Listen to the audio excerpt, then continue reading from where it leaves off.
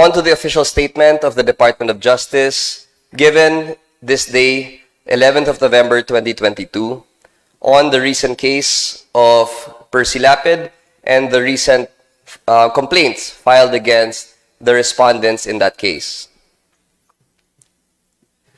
Before all this happened, the relationship between Justice Secretary Jesus Crispin Boying Remulla and Bureau of Corrections Director General Gerald Bantag was strong and healthy. They discussed reforms with each other, they planned operations together, they set many persons deprived of liberty free together. DG Bantag claims that when the new administration entered, he tendered a courtesy resignation. However, it was Secretary Remulla who showed his outright support and insisted that the Director General remain in his post under this new leadership. Nobody wanted the evidence to point to Director General Bantag. The Department of Justice understands the predicament of DG Bantag. His words and actions, no matter how personal and inappropriate, come from a misguided sense of betrayal.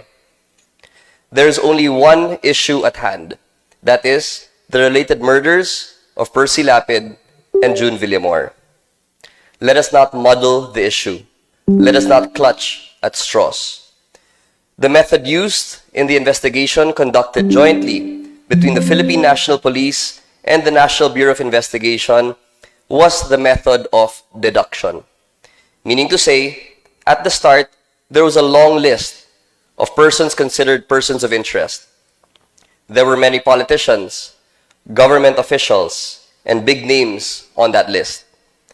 They were the persons mentioned and targeted in the show of Lapid who may have had a motive to kill him. However, from all the evidence collected so far, the sworn statements of the PDLs, ballistics analysis, CCTV footage, the money trail, and all those other physical evidence gathered to boost the credibility of the statements, they all pointed to the respondents as perpetrators of the murder.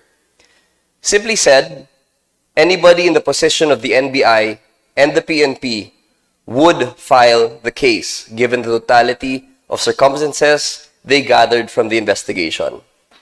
They have been on this case from the very beginning. They had the privilege of observing body language, asking probing questions, receiving intelligence reports, and finally piecing everything together. In the words of Secretary Remulla, we hoped we could point at the drug syndicates as perpetrators. It was not good news when the evidence started to point to the respondents. But given the totality of the circumstances, the PNP and NBI had to stick to the evidence at hand. There is a proper forum and a proper time to thresh this all out. Now that the complaint has been filed for murder against the two respondents, the following is the process at the preliminary investigation stage. A subpoena will be sent to the respondents for them to answer through their counter-affidavit. This is the sworn statement answering all the allegations in the complaint. He will be given that chance. Then, a preliminary investigation will be set. This comes in the form of a summary or informal hearing where both parties are heard.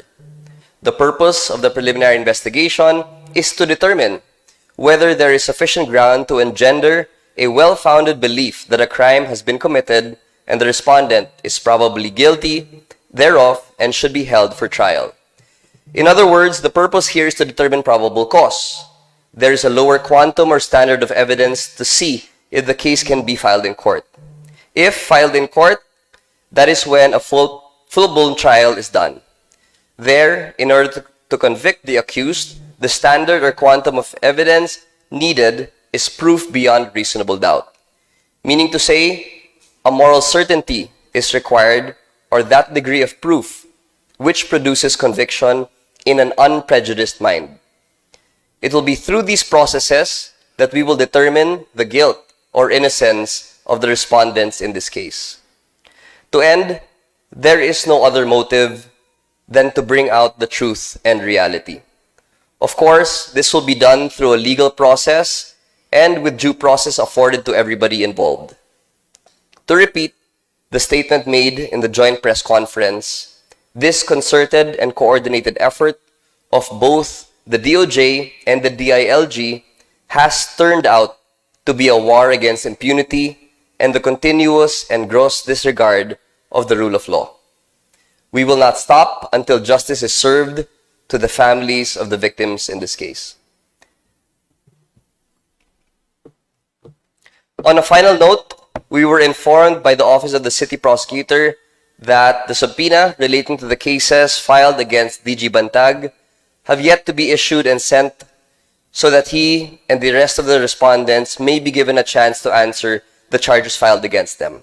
On the other hand, the preliminary investigations of Escorial and Bacoto ensued today. The said hearing was attended by the PNP and the two accused together with their respective counsels. All parties were informed that all of the cases will be heard simultaneously. Afterwards, a consolidated resolution will be issued for the said cases. Thank you and good afternoon.